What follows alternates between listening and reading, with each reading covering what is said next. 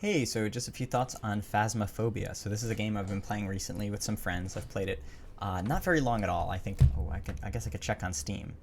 But my like playtime is probably like 2 hours, maybe 3 hours, 2.5 hours. But I think that's enough for me to review it because I don't think I'll be going back to this game. It's a rather short game. It's a game that it has a like roguelike. I don't know if that's the right phrase. It has RNG or random number generator attributes, right? It's a game where basically you're going to be going into a house that is haunted and might have one of several different ghosts inside of it. And you have a bunch of different equipment and tools that you can go into this house in order to determine what kind of ghost it is and maybe collect some evidence with respect to that. And based on the evidence you collect, and if you're correct in guessing what kind of ghost it is, you can earn some money, which will give you equipment in order for you to go onto your next adventure. And so we're watching actually some gameplay, which is provided by Mr. Gameplay on YouTube. And so he's right now using an EMF reader. Oh, no, sorry. This is the thermometer reader, which can tell you what temperature the room is. And so if the room's really cold, then you could tell that there is a ghost there. Or you can also pick up things like fingerprints and stuff like that. And, well, I thought this I thought this game was a lot of fun. I would highly recommend it. I think it was probably a 3 out of 5, maybe a 3.5 out of 5. It has an innovative gameplay. It's sort of a different take.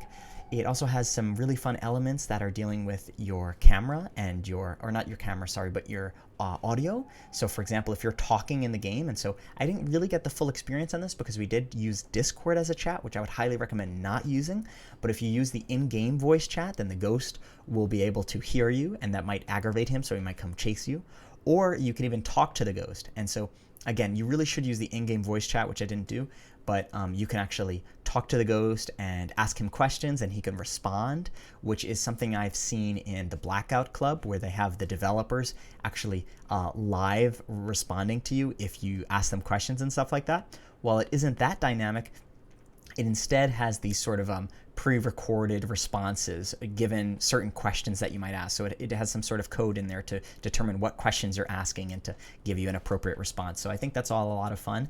And it actually really works well because a ghost is a little bit aloof, right? A ghost is not necessarily going to answer your question. They might not give you an answer that really makes sense. And so that all works in the narrative, and it gives you a little bit of leniency in order for getting the programming right on a feature like that. So I think it's really well done.